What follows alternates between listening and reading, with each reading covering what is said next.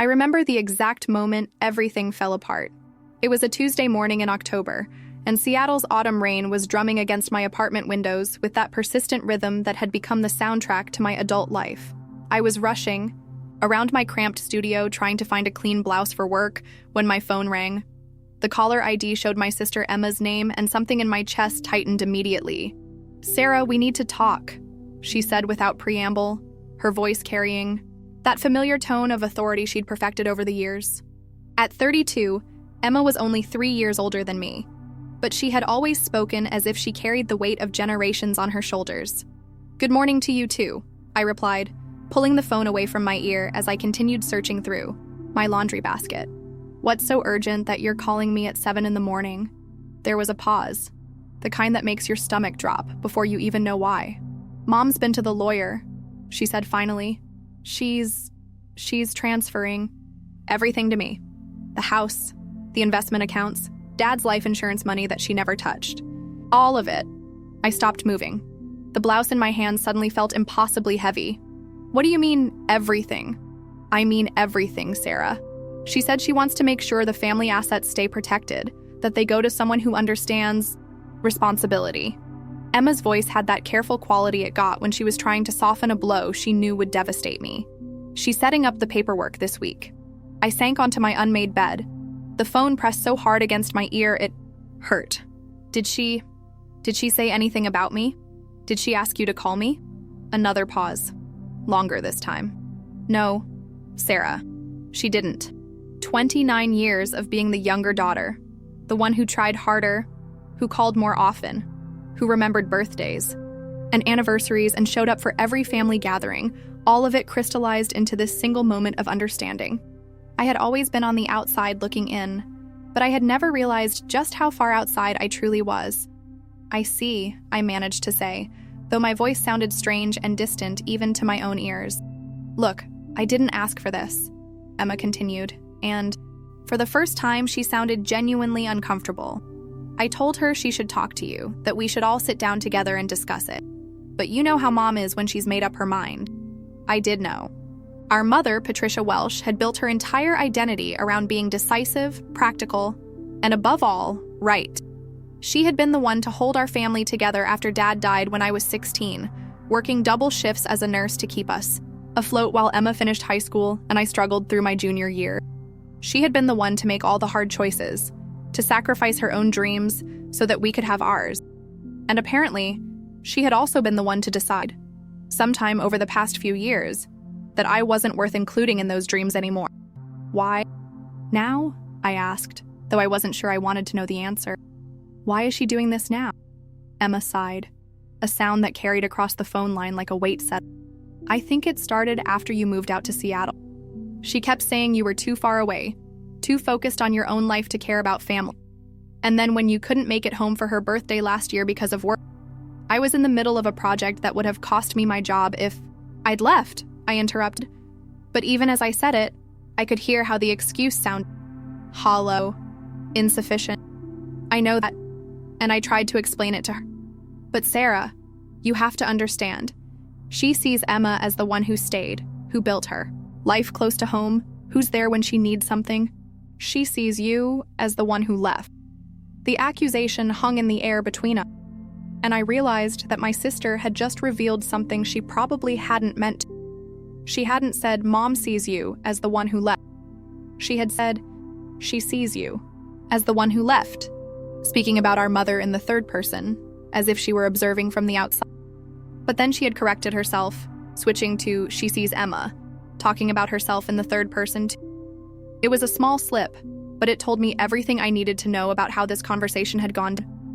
Emma hadn't just informed about Mom's decision. She had been part of the discussion. They had talked about me, analyzed my choices, and found me one. "I need to call her," I said, standing up abruptly and pacing to my small kit. "I need to hear this from her direct." "Sarah, I don't think that's a good idea right now. She's pretty set on this. Maybe give it some time, let things cool." "Cool down from what? I haven't even had a chance to react. I just found out that my own mother has written me out of the family legacy through a phone call from my sister, and you want me to let things cool?" I could hear Emma take a I'm trying to help you.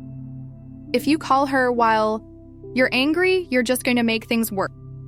Worse than being completely cut out of everything our father worked for? Worse than not even being told about it directly? How exactly could this get worse, Emma? You could lose her entirely, she said quietly, and something in her tone made me stop.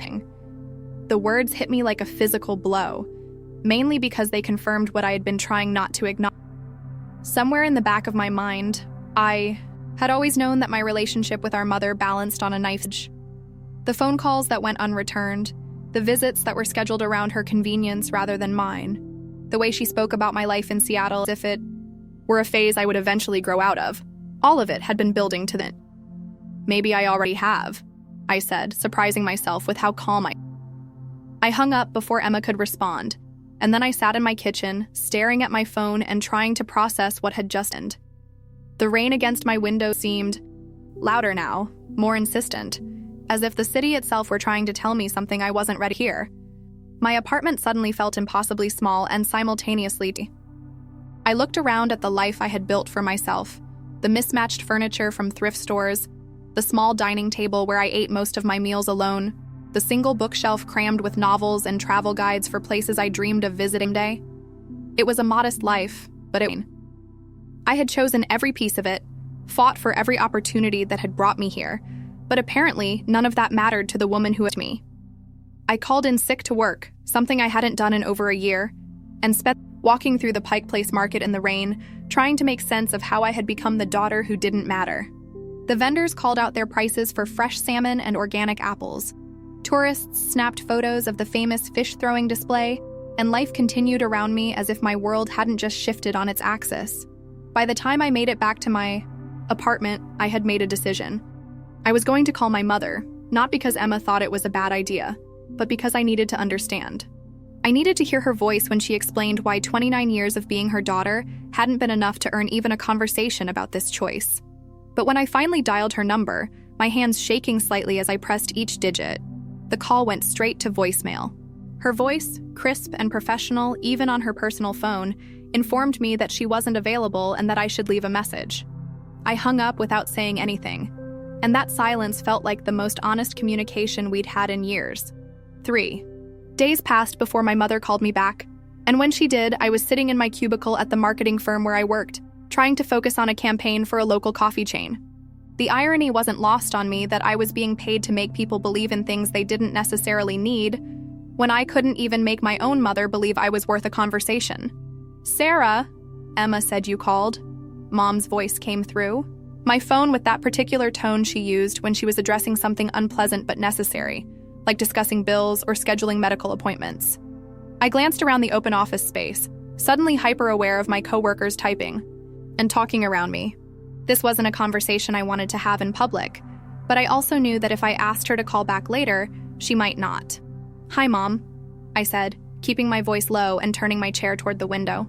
"Yes," I called. "I think we need to talk about what's happening with Dad's inheritance."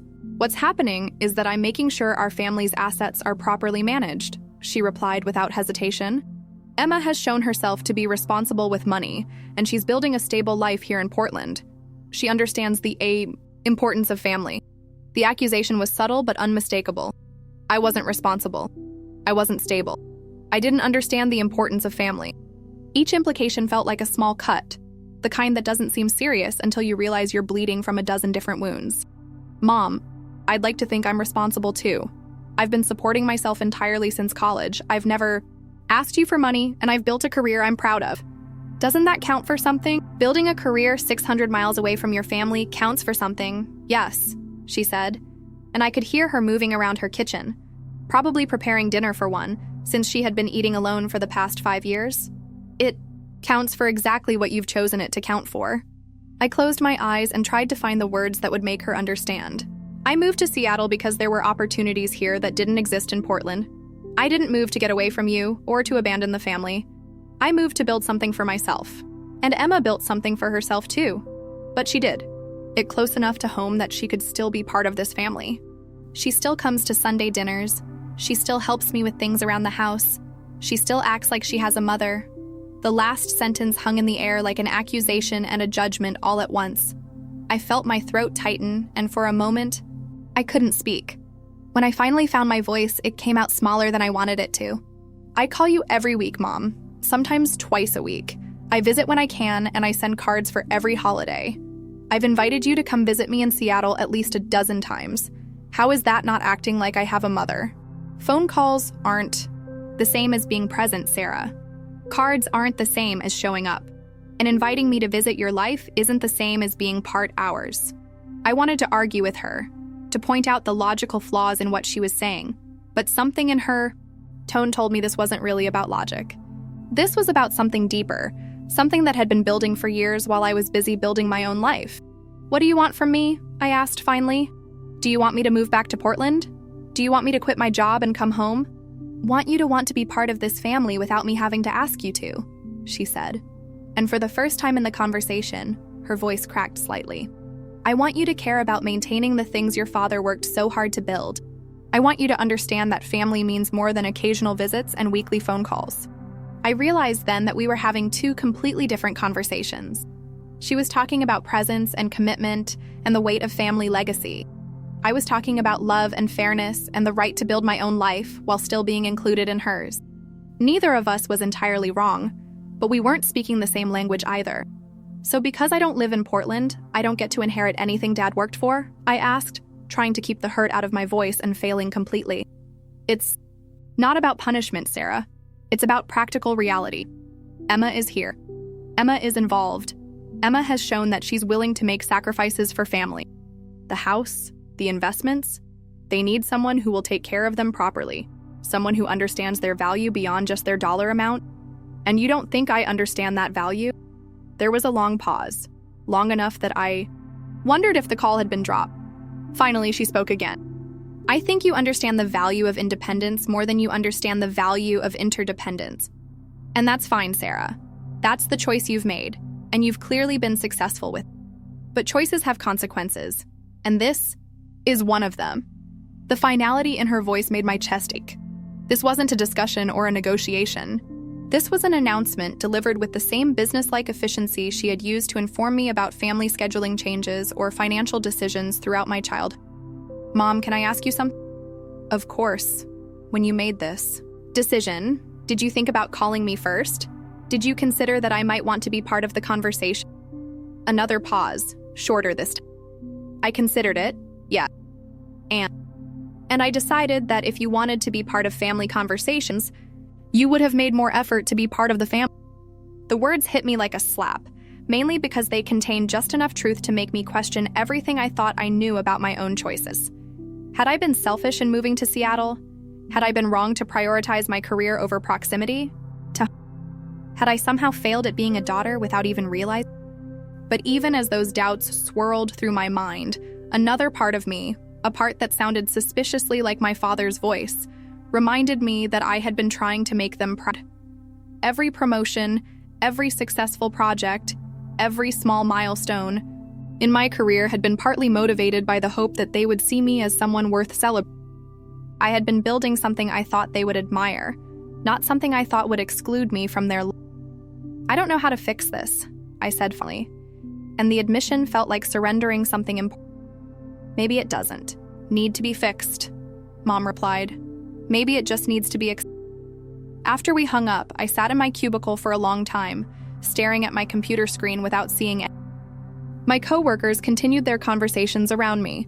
The coffee campaign waited for my attention. And somewhere in Portland, my mother was probably sitting in the kitchen where my father used to read his evening paper, satisfied that she had handled an unpleasant task with appropriate efficiency. I thought about calling Emma, but I realized I didn't know what I. Part of me was angry with her for accepting the inheritance without fighting for me, but a larger part of me understood that she was caught in the middle of something she hadn't created. She had simply been the daughter who stayed, who made choices that aligned with what our mother valued, who had somehow navigated the invisible rules of family loyalty that I had apparently never. That evening, I walked through my neighborhood in Seattle, looking at the houses with their warm lights, and families gathered around dinner tables, and I tried to imagine what my life would look like. Would I still call my mother every week, knowing that she had written me out of the family future? Would I still visit for holidays, sitting around the table where important decisions were made me? Would I still send cards and gifts, trying to maintain relationships that had apparently already. The rain had stopped, but the streets were still wet, reflecting the streetlights in fragmented patterns that reminded me of brokenness. I realized that I was going to have to learn how to be a daughter in a completely different way now, or I was going to have to learn how to stop being one together. Neither option felt like something I was ready for, but ready or not, the choice was apparently make. 2 weeks after my mother's phone call, I found myself doing something I hadn't done in years. I drove home to Portland without telling anyone. It was a Saturday morning in early November, and I had woken up with the sudden, overwhelming need to see the house where I grew up, to stand in the rooms where my father had taught me to play chess and where my mother had helped me with homework. The drive from Seattle to Portland had always been one of my favorites. 2.5 hours through evergreen forests and small towns, with Mount Hood rising majestically in the distance as you approach. But this time, every mile felt like I was traveling backward through time, moving toward a confrontation I wasn't sure I was. I pulled into the driveway of our family home just after noon, and for several minutes I just car looking at the house that had shaped so much of who I was. It was a modest 2-story colonial with blue shutters and a front porch where my father used to sit with his coffee every morning before work. Mom had kept it in perfect condition, the way she kept everything in her life, tidy, functional, and exactly as it should be. Emma's car was in the driveway too, which I should have expected. Of course she would be here on a Saturday, probably helping Mom with yard work or grocery shopping or any of the dozen other tasks that kept a household running smoothly. I realized that I couldn't remember the last time I had been here on a weekend when Emma wasn't also present, fitting seamlessly into the rhythm of family life in a way that had always seemed effortless for her. I was still sitting in my car, gathering courage, when the front door opened and Emma appeared on the porch. She was wearing jeans and an old sweatshirt, her hair pulled back in a ponytail, and she looked exactly like she had throughout high school, practical, competent, and slightly annoyed to see me.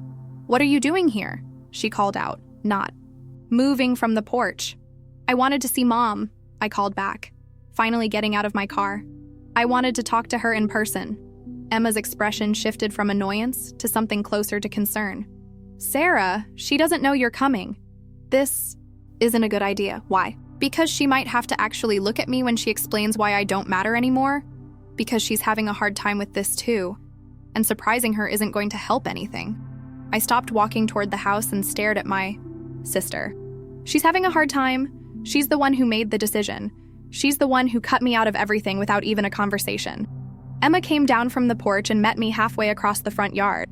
Up close, I could see that she looked tired, older than her 32 years, with worry lines around her eyes that I didn't remember from our last visit. "Do you think this was easy for her?" Emma asked, her voice lower now. "Do you think she wanted to make this choice?" "I think she made it pretty easily, considering she didn't even bother to call me herself to explain it. She didn't call you because she knew you'd try to talk her out of it, and she was afraid she might let you." I felt something shift in my chest, a small crack in the wall of anger and hurt I had been building for the past 2 weeks. "What do you mean?" Emma looked back at the house as if checking to make sure Mom wasn't watching from the window. "She cried after she made the decision, Sarah. She sat at the kitchen table and cried for 20 minutes, and when I asked her what was wrong, she said she felt like she was losing both her daughters, one because she was too far away to hold on to, and one because she was about to hate her for what she had to do." "What she had to do? Emma, this isn't some unavoidable tragedy, this was a choice." "Was it? Really?" Emma's voice had an edge to it now, and I realized we were about to have the fight we had both been avoiding for weeks. "Sarah, when was the last time you were here for more than 36 hours? When was the last time you called to ask how she was doing instead of just giving her updates about your life? When was the last time you acted like you actually wanted to be part of this family instead of just checking in with it?" "Sarah," she said. The questions hit me like physical blows, partly because they were unfair and partly because they contained more truth than I wanted to acknowledge. Each word landed with the precision of someone who had been watching, cataloging, and storing up resentments for years, accumulating evidence like a prosecutor building an airtight case. I felt my chest tighten, my breathing grow shallow and ragged, as if Emma's accusations were literally stealing the air from my lungs. There was a metallic taste in my mouth, the bitter flavor of being caught in a lie I had been telling myself for so long I had almost believed it. My hands began to tremble slightly, and I pressed them against my sides, hoping Emma wouldn't notice this physical manifestation of how deeply her words were affecting me. The late afternoon sun felt suddenly too bright, too harsh, illuminating. Truths I had spent years keeping in the shadows. I've been building a life, Emma. I've been working and trying to create something meaningful for myself. That doesn't mean I don't care about family. The words came out more defensive than I intended, tinged with a desperation that surprised even me.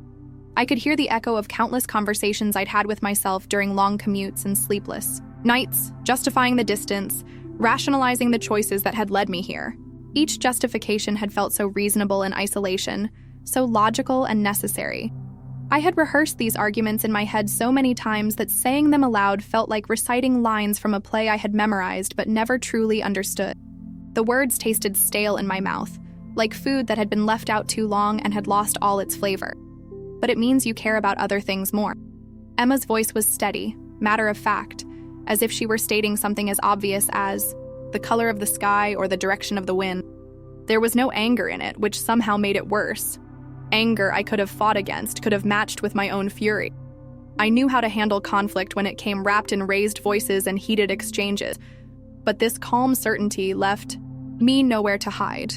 No emotional battlefield where I could deploy the defensive strategies I had perfected over years of professional negotiations and personal confrontations. Her composure was like a mirror, reflecting back my own inadequacy with pitiless clarity. That's not fair. The protest sounded weak even to my own ears, like a child's last desperate argument when caught in a lie, pathetic and hollow. I could hear the whine creeping into my voice, the same tone I had used as a teenager when confronted with evidence of some minor transgression. It was the sound of someone who knew they were wrong, but couldn't bring themselves to admit. Someone clinging to righteous indignation as the last refuge of the indefensible. Isn't it? Emma stepped closer, and I could see the pain beneath her composed exterior now. The hurt that had been festering like an untreated wound, growing more infected and dangerous with each passing day of neglect. Her eyes were bright with unshed tears, but her jaw was set with the stubborn determination that I remembered from our childhood fight. She had always been like this, able to endure pain longer than seemed humanly possible, storing it up until she could use it as ammunition in moments like, when you got that promotion last year, you called to tell us. I remember, because I was folding laundry when the phone rang, sorting through Mom's worn towels and faded sheets, and you were so excited you could barely get the word.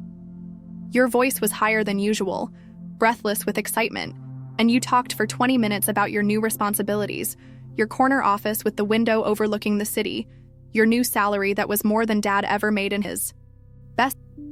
You described every detail of the celebration dinner your colleagues threw for you, the expensive wine you ordered, the restaurant with the white tablecloths and the waiters who called you.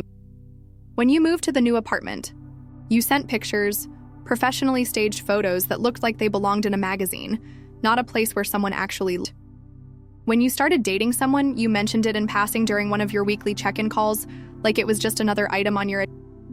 She paused, taking a shady breath, and I could see her gathering herself for the blow she was about to deliver, marshaling her strength like a general preparing for a final assault. But when was the last time you called just to talk? When was the last time you asked Mom about her day, her friends, her life that exists when you're not paying attention to it? When was the last time you asked how her arthritis was bothering her during the rainy season? Or if she'd heard from Mrs. Patterson next door whose husband died last spring? Or whether she'd finished that mystery novel she was reading? The one about the detective in Scotland that she mentioned 3 times during your last visit, because she was so excited about it and wanted to share that excitement with someone who cared? When was the last time you asked about her garden or her book club or how she was sleeping since she stopped taking those pills that made her feel foggy today? I opened my mouth to argue, scrambling for evidence to counter, searching my memory for instances of genuine interest and engagement, but the words wouldn't come because Emma devastatingly, precisely, ruthlessly. Somewhere along the way, my weekly calls home had become status reports rather than conversations, formal presentations rather than genuine exchanges. I had been maintaining contact without really connecting, staying in touch without actually being. I had turned my family into an audience for my achievements rather than companions in my journey, and I had done it so gradually, so systematically, that I hadn't even noticed the transformation until Emma forced me to see it with the clarity of an outsider. The realization hit me like a physical force, a blow to the solar plexus that left me gasping and oriented. I had to resist the urge to sit down right there in the grass, to let my legs give way beneath the weight of this unending. When had I stopped asking follow-up questions? When had I stopped listening for the pauses in Mom's voice? Spaces between words where her real feelings lived? When had I started treating our conversations like boxes to be checked, rather than bridges to be maintained? The questions multiply in my mind, each one more damning than the last, building into an overwhelming chorus of my own culpability.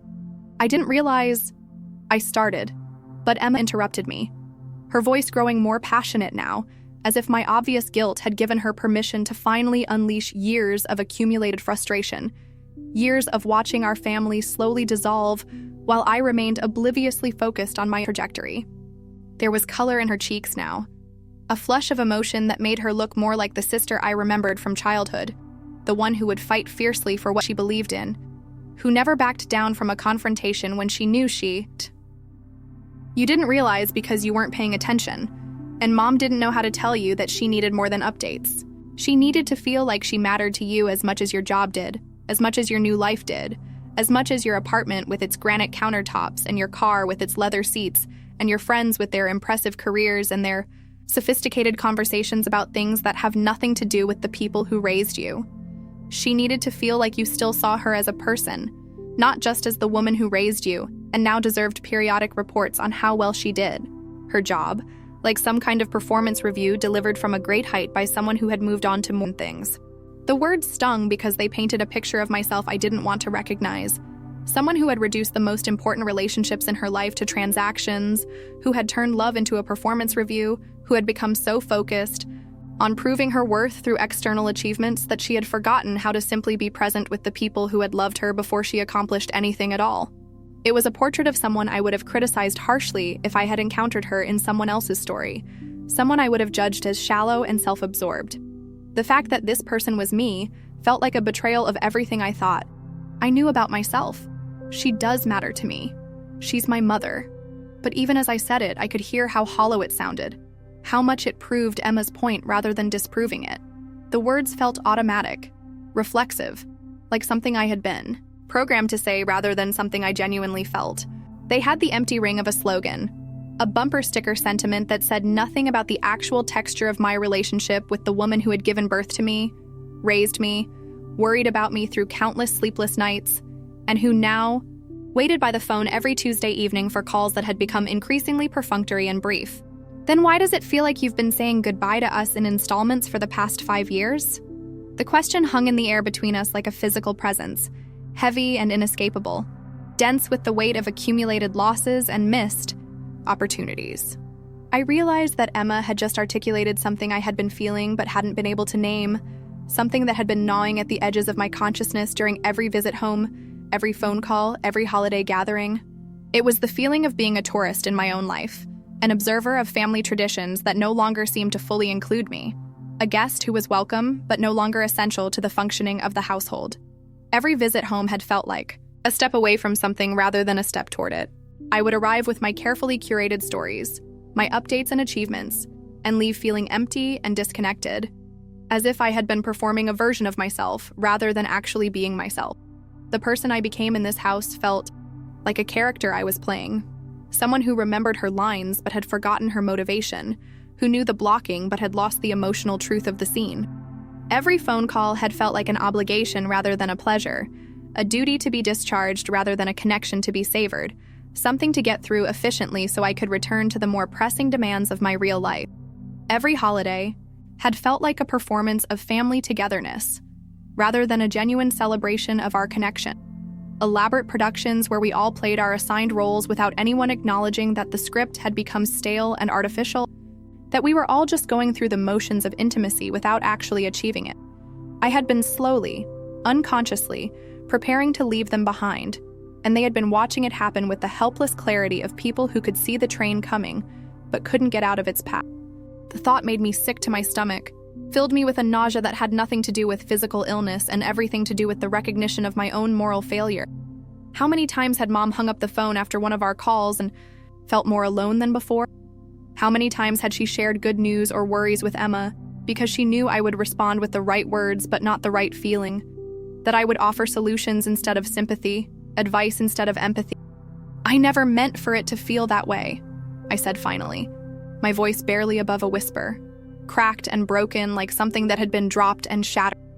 The admission felt like pulling a splinter from my heart, painful but necessary, the kind of hurt that comes with healing.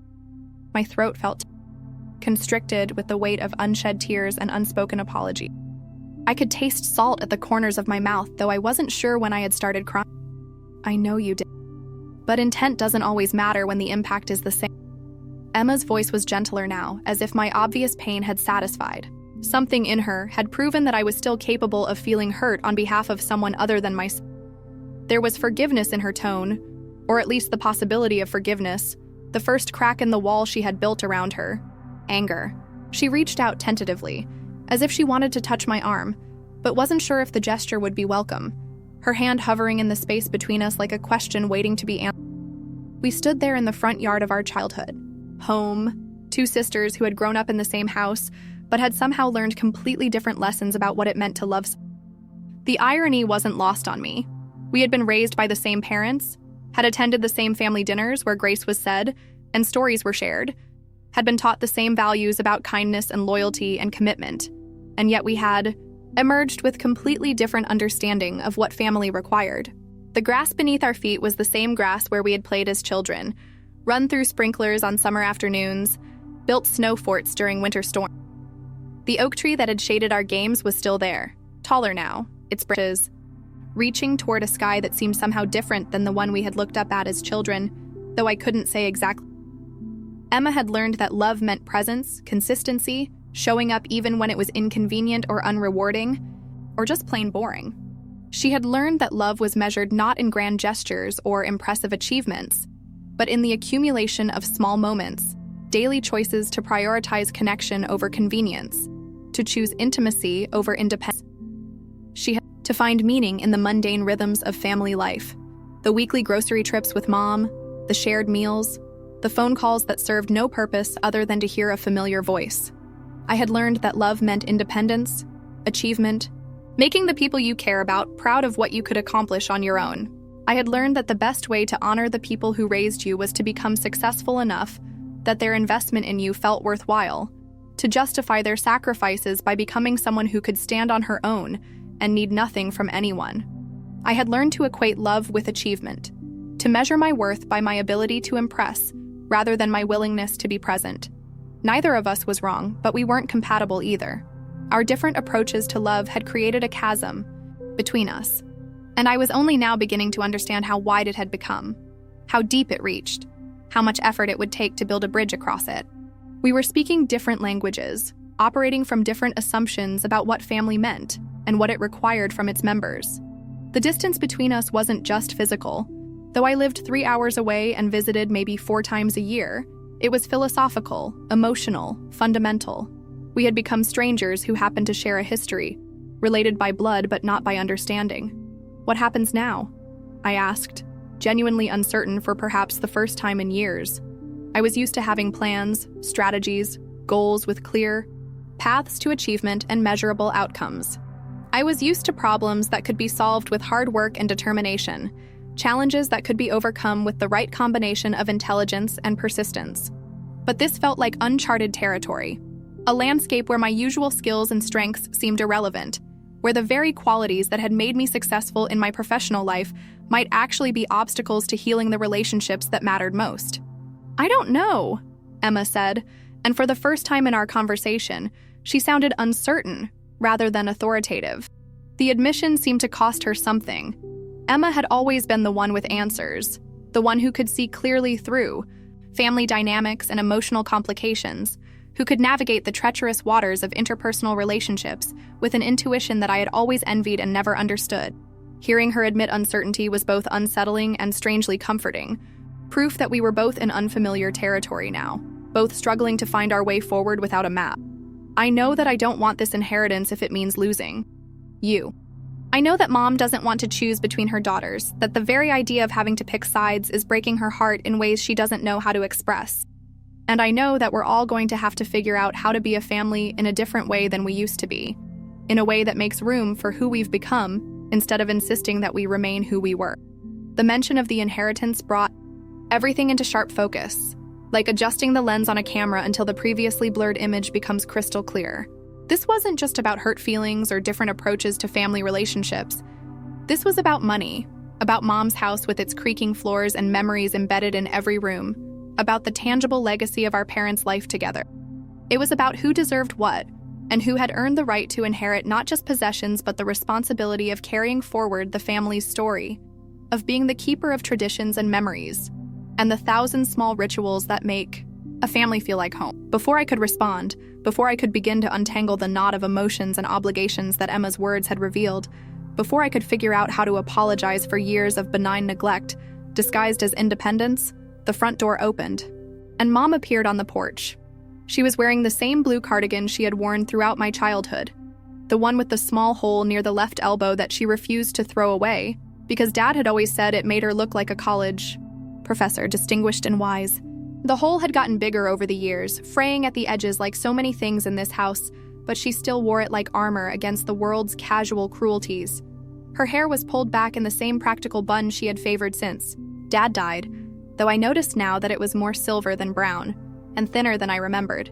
There were streaks of white I didn't recognize, and her hairline had receded slightly, revealing more of her forehead and making her look both older and more vulnerable.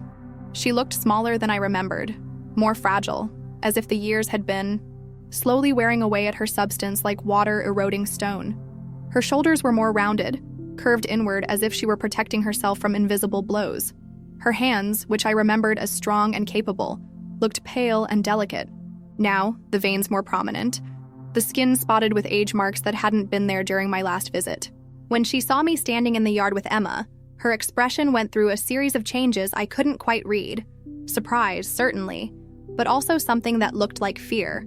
And underneath it all, something that might have been hope, carefully buried but still flickering like a candle flame in a drafty room. "Sarah," she said, her voice carrying across the yard with a mixture of surprise and something that might have been relief, though it was threaded through with uncertainty. As if she wasn't sure whether my presence was a blessing or a complication she wasn't prepared to handle.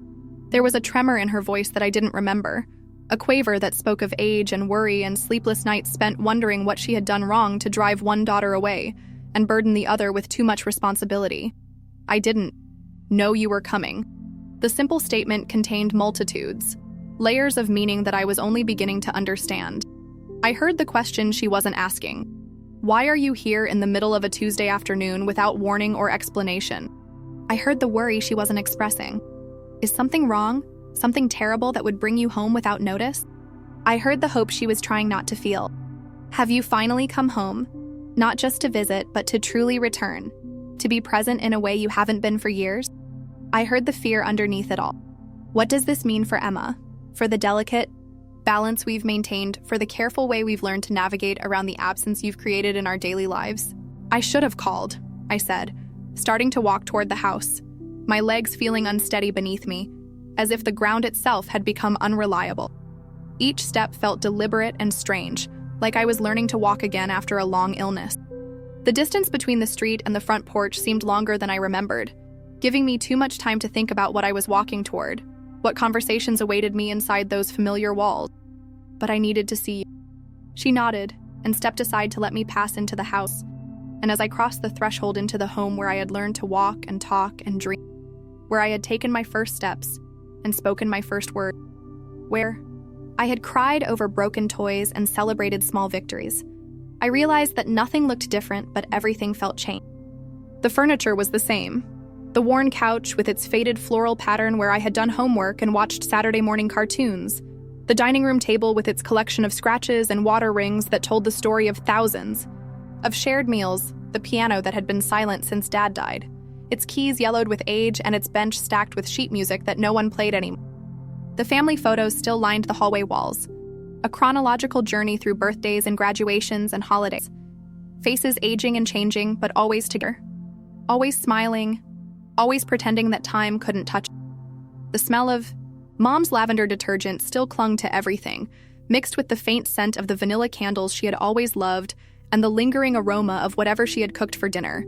Something with onions and herbs that made my stomach contract, with unexpected hunger and homesickness. There were other smells too, subtler ones that I had forgotten. The particular scent of old wood and fabric softener, of books and dust, and the faintest trace of Dad's cologne that somehow still haunted the corners of rooms even 5 years after. But I was walking into it as a different person than I had been 2 weeks ago. Someone who understood that love and family and belonging were more complicated than I had ever realized. Someone who was beginning to see the cost of the choices I had made in pursuit of what I thought was independence. Someone who was finally ready to acknowledge that freedom and isolation were not the same thing. As the three of us gathered in the kitchen where so many family conversations had taken place, arguments about curfews and college choices, celebrations of achievements and milestones, quiet moments of connection over morning coffee or late-night snacks, serious discussions about money and health and the future, I knew that we were about to try to rebuild something that had been. The kitchen felt smaller than I remembered, or maybe I was bigger, more substantial in a way that had nothing to do with physical. The round table where we had eaten breakfast every morning for 18 years looked scarred and tired, its surface marked by decades of use, but it was still solid, still capable of holding us together if we were willing to sit down and try. I wasn't sure any of us knew how to use the tools we had. We had love, certainly, but love that had been expressed in different languages for so long that we had almost forgotten how to translate between them. Love that had become confused with duty and obligation and expectation. We had history, but history that had been interpreted differently by each of us, creating competing narratives about what our family meant and who we were to each other. Stories that sometimes contradicted each other so fundamentally that it was hard to believe. We had lived through the same events. We had good intentions, but intentions that had led us astray before, that had paved a road to this moment of reckoning where we stood looking at each other across a gulf of misunderstanding and missed opportunities. But for the first time since, Emma's phone call had turned my world upside down. I felt like we might be willing. And maybe, I thought as I looked at these two women who had shaped me more than I had ever been willing to admit, maybe willingness to learn was an art with. Maybe it was the only tool that really mattered, the only thing that could bridge the distance between who we had been and who we might become if we were brave. The conversation that followed in Mom's kitchen lasted 4 hours and went through phases I hadn't did. There was anger, yes, and hurt that felt too big for the small space sitting in. But there was also something else, a kind of raw honesty that none of us had ever allowed ourselves before, as if the crisis had stripped away the polite veneer we had been using to avoid looking at the real issues underneath. I need you to understand something, Mom said about an hour into our conversation, after we had moved past the initial accusations and defensive.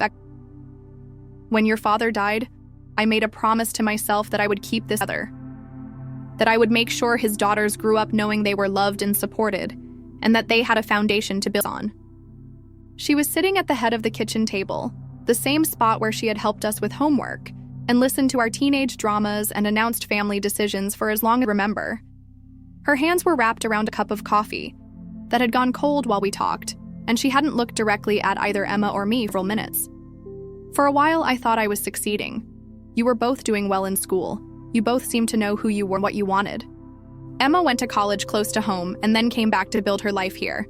You went to college and then moved away to build your life somewhere else.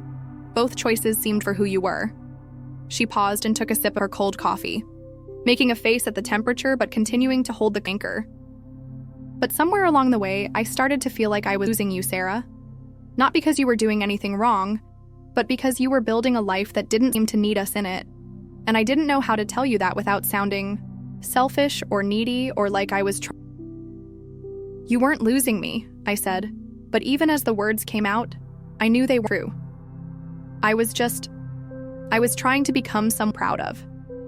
I was already proud of you, Mom said, finally me directly. But I wanted to matter to you too. I wanted to feel like I was more than just someone you checked in with.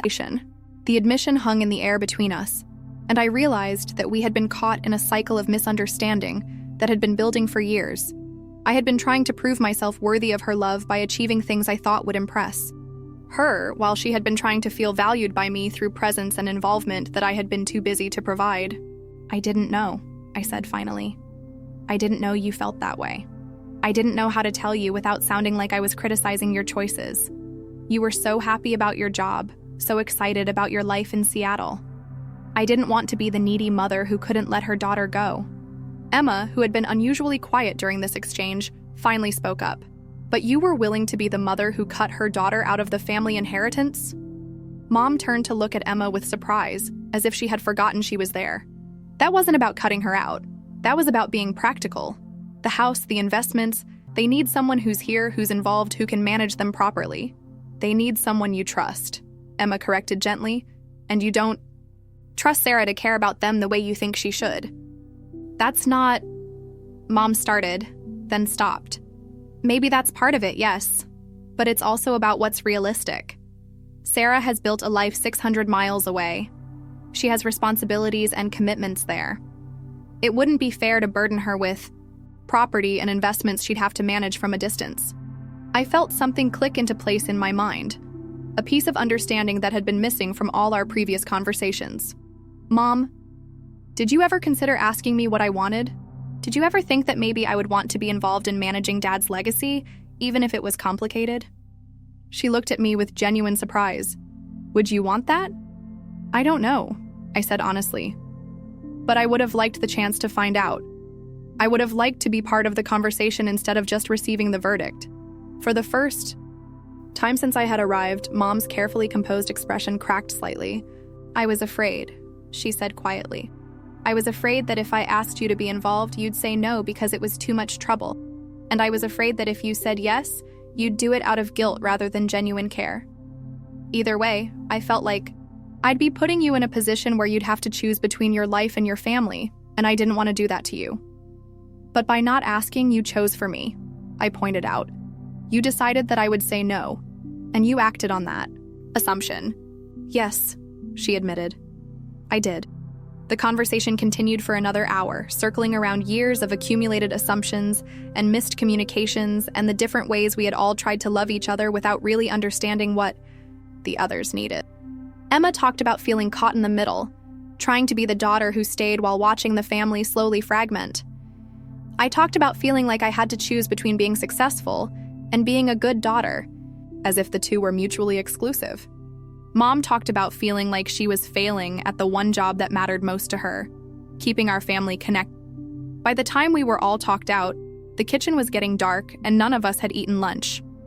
The afternoon light that had streamed through the windows earlier, bright and optimistic when we'd first sat down with our coffee cups full and our defenses high, had faded to a golden amber, then deepened to the rich burgundy of approaching evening.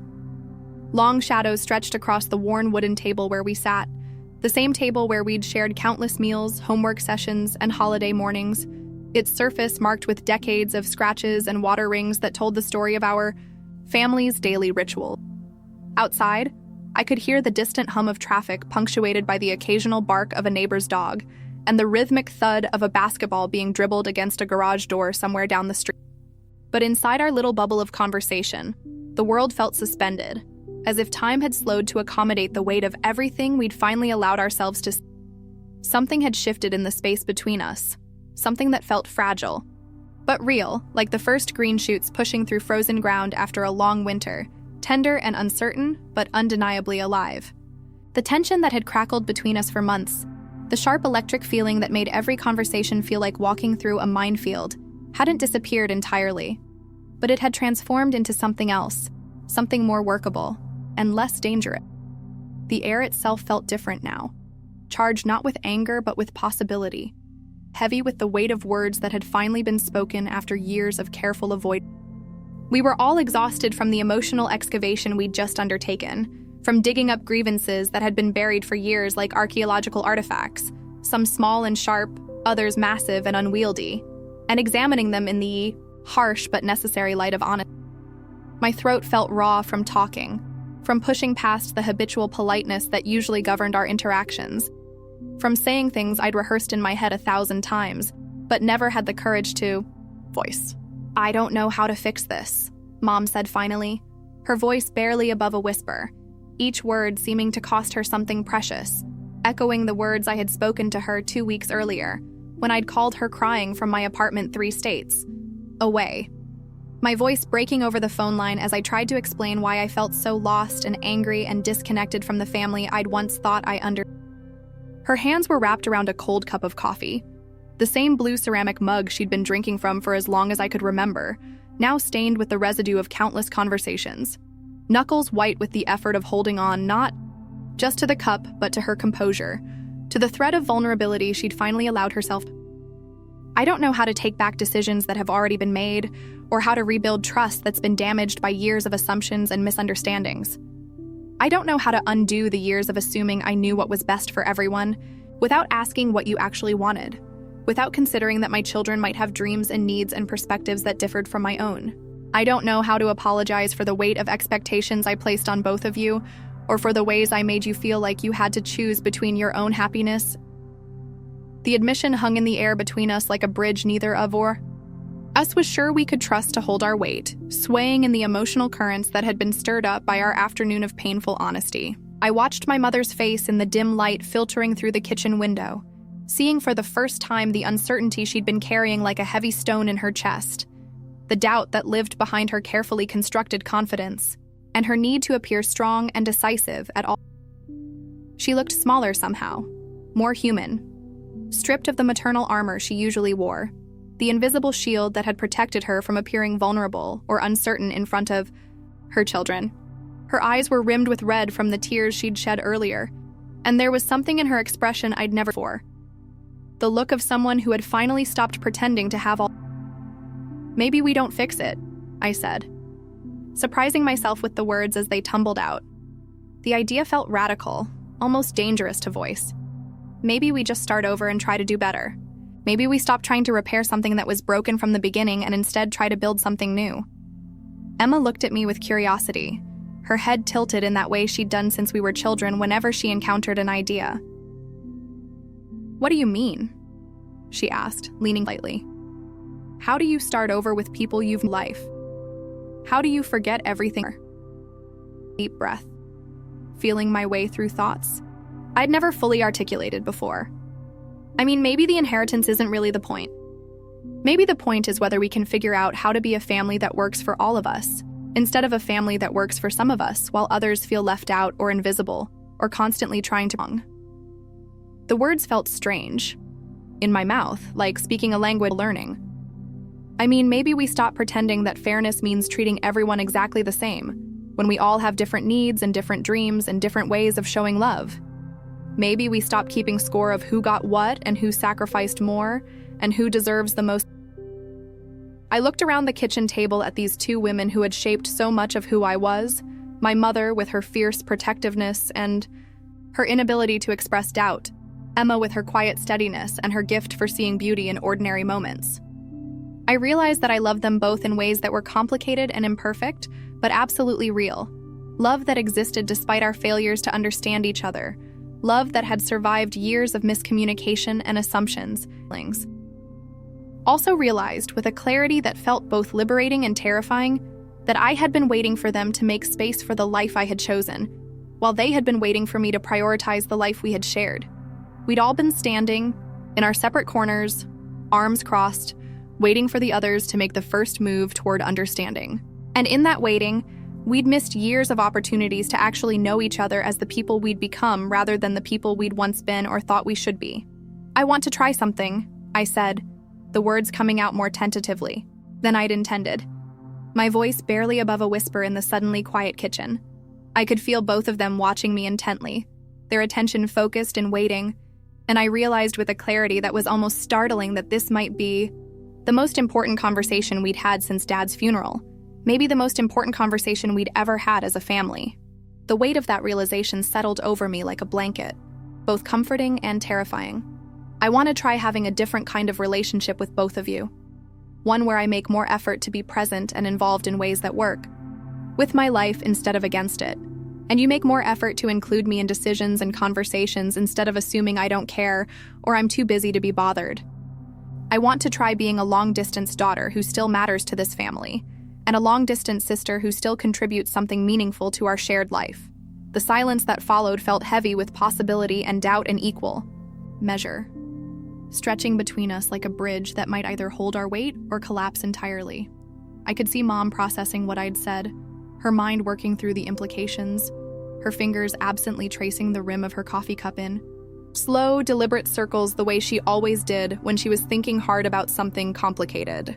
It was a gesture so familiar from my childhood that it made my chest tighten with unexpected emotion. Mom looked skeptical, her eyebrows drawing together in that familiar expression of cautious concern I'd seen countless times growing up. The look she wore when one of us proposed something that sounded too good to be true or too risky to attempt. What would that look like exactly? Because Sarah, we've tried to include you before, and it always seems like you're too busy or too far away to really engage with what's happening here. You say you want to be involved, but then work calls or something comes up in your life there, and we're left handling everything on our own anyway. I felt the familiar sting of her words, sharp and precise as they always were. But this time I tried to hear the hurt underneath the criticism, the years of disappointment and small betrayals that had accumulated like sediment in our relationship. I know I haven't been the most present daughter or sister.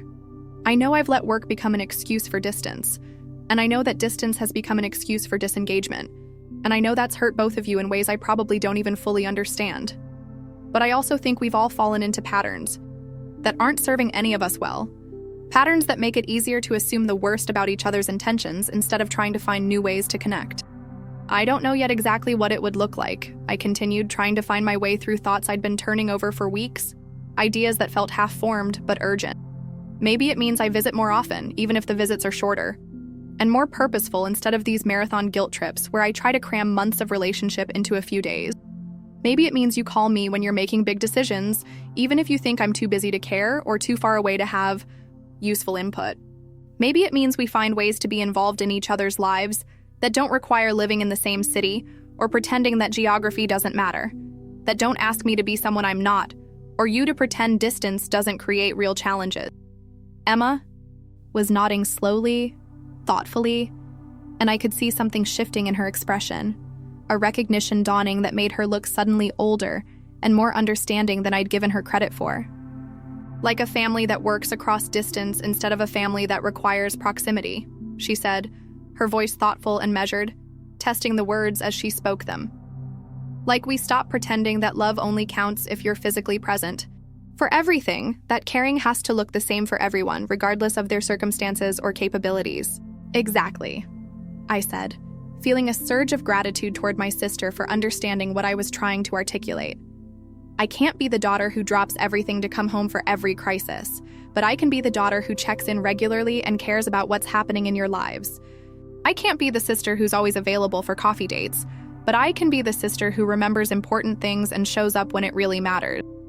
Mom was quiet for a long moment, her expression cycling through what looked like hope, skepticism, and something that might have been. Finally, she spoke, her voice careful and What about the inheritance? What about all these practical issues we still need to Because, Sarah, these aren't just abstract relationship problems we're talking about. There are real decisions that need to be made, real responsibilities that someone needs to take. I took a deep breath, knowing that what I was about to say would either rebuild something fundamental between us or damage it beyond. The words felt momentous as they formed in my mind, carrying the weight of everything we'd never said to each other about duty and love, and what it means to be family. I think you should transfer everything to Emma, just like you planned. Both Emma and Mom looked at me with expressions of complete shock, as if I'd just announced I was moving to Mars. But, I continued quickly, before either of them could respond, I think we should set up a different kind of arrangement. Emma, you'll own everything officially, but I want to be involved in decisions about it. I want to know how Dad's investments are performing, I want to have input on major decisions about the house, and I want to contribute to the costs and upkeep even if I'm not the legal owner. I want to be a stakeholder without being the primary manager. Emma was shaking her head vigorously, her face flushed with what looked like a mixture of surprise and indignation. Sarah, that's not fair to you. You should inherit half of everything. Dad would have wanted that. He always talked about treating us equally, about making sure we both had what we. Fair isn't the same as equal, I said, remembering. Dad used to say when Emma and I would fight about chores or privileges. The memory came with a sharp pang of missing him, of wishing he could be here to help us navigate this Fair is what works for everyone involved, what honors everyone's actual circumstances and capabilities. I live 600 miles away. I have a career that requires a lot of travel. And I honestly don't want the full responsibility of being the primary manager of property and investments. But I do want to be included. I want to matter. I want to have a voice in what happens to the things Dad worked for, the legacy he left behind. I paused, looking between them, trying to read. I want us to figure out how to be a family that spans distance without letting that distance turn into disconnection. I want to contribute and care and be involved without pretending that I can or should carry the same daily responsibilities that Emma can care. Mom was crying now, quiet tears that she wasn't bothering away. You would do that? You would accept a different arrangement? I would do that if it means we can still be a family, I said. I would do that if it means I don't have to choose between my love.